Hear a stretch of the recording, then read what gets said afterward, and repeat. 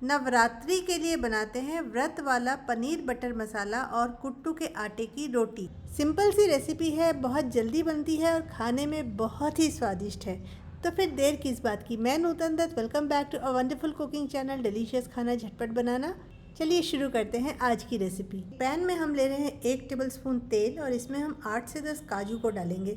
थोड़ा सा चलाएंगे और 2 काश्मीरी लाल मिर्च ऐड करेंगे और उसके बाद इसमें हम 5 टमाटर को छोटे छोटे काट कर डाल देंगे। इन्हें हम थोड़ा सा फ्राई करेंगे करीब 3-4 मिनट तक और उसके बाद इसमें हम 1 कप पानी डाल देते हैं और इसे कवर कर देते हैं और इसे 8 से 10 मिनट तक आराम से कुक होने देते हैं। करीब 10 मिनट बाद इसे हमने खोल के चेक किया तो ये काफ़ी सॉफ्ट हो चुके हैं। इसे अब हम ढक कर रख देते हैं ताकि ये अपने आप ठंडा हो। और चलिए तब तक हम कुट्टू की रोटी बनाने की तैयारी कर लेते हैं। वैसे तो आप चाहें मार्केट से कुट्टू का आटा भी ले सकते हैं, लेकिन कुट्टू का आटा ज़्यादा दिन रहता नहीं है, इसलिए मैं कुट्टू ही स्टोर करती हूँ और जब रोटी बनानी हो तो इसे मैं मिक्सी में ग्राइंड कर लेती हूँ। ये बहुत आसानी से पिस जाता है। देखिए बिल्कुल महीन पाउडर सा हो गया है। तो हमने कुट्टू का आटा पीस लिया है, इसे रख देते हैं और चलिए अब पनीर बटर मसाला हम पहले कंप्लीट करते हैं। तो ये टमाटर वगैरह हमने कुक करके रखा था ना, ये ठंडा हो गया है। तो इसे अब हम एक मिक्सी के जार में डाल देते हैं और इसे पीस लेते हैं। बिल्कुल महीन सा हमें पीस लेना है। इसे कटोरी में खाली करके रख लेते हैं। अब पैन को हम दोबारा चढ़ाएंगे और इसमें मैं डाल रही हूँ 1 टेबलस्पून तेल और साथ ही मैं डाल रही हूँ 1 टेबलस्पून घी।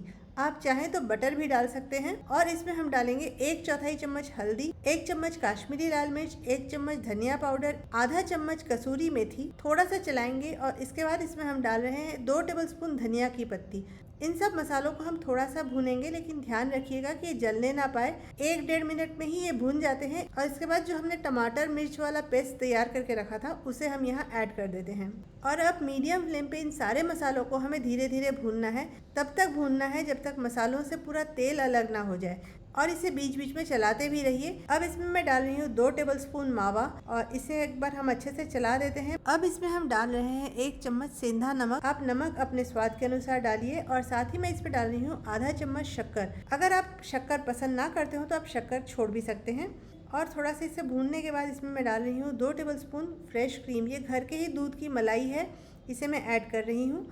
और मलाई डालने के बाद भी इसे हम थोड़ा अच्छे से चला लेते हैं। अगर आप इनमें से कोई भी चीज़ उपवास के समय ना खाते हो तो उसे आप छोड़ दीजिए। हर घर में उपवास के समय खाने की अपनी एक परंपरा होती है, तो जो चीज़ आप ना खाते हो उसे आप छोड़ दीजिए। और अब इसमें हम ऐड कर रहे हैं 3/4 कप गर्म पानी। और पानी डालने के बाद इसे एक बार अच्छे से चला देते हैं। और ग्रेवी में जैसे ही उबाल आए तब इसमें हम 200 ग्राम पनीर को क्यूब्स में काट कर ऐड कर देते हैं। और पनीर डालने के बाद इसे हमें 3 से 4 मिनट तक और कुक करना है, उससे ज़्यादा नहीं। बहुत ज़्यादा कुक करने से पनीर हार्ड हो जाते हैं।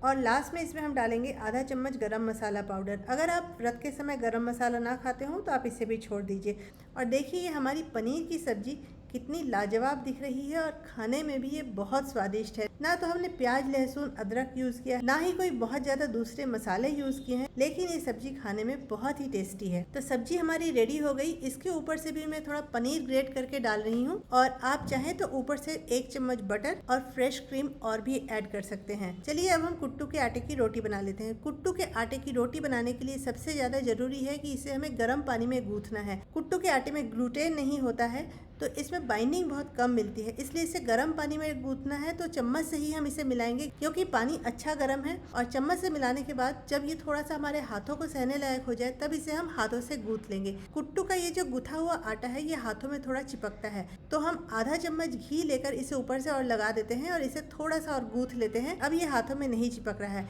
और इससे लोई काट लेंगे। लोई काटने के बाद भी इस आटे को आप ढक कर रखिए क्योंकि ये आटा गर्म रहना चाहिए और गर्म रहते में ही इसे हमें बेल लेना है। अगर ये ठंडा हो जाए तो ये बहुत फटने लगता है। तो हल्का ये गुनगुना सा गर्म है, इसमें ही हम इसे बेल लेते हैं। और बेलते समय कुट्टू का आटा लगाकर ही हम बेलेंगे और बेलते समय इसे आपको बहुत जेंटली बेलना है। बहुत ज़्यादा प्रेशर डाल के इसे मत बेलिएगा। बहुत ज़्यादा प्रेशर लगा के बेलेंगे तो ये किनारे किनारे से फटने लगती है। हल्के हल्के हाथों से इसे बेलिए। तो हमने ये 2 कुट्टू के आटे की रोटी बेल ली और चलिए अब इसे हम सेक लेते हैं। मैंने लोहे का तवा लिया है, आप कोई भी तवा ले सकते हैं। तवा अच्छे से गर्म हो जाने पर इसमें हम कुट्टू के आटे की रोटी को डाल देंगे और जब ये नीचे से सिक जाएगा तो इसका ऊपर वाला सरफेस हल्का ड्राई होने लगेगा।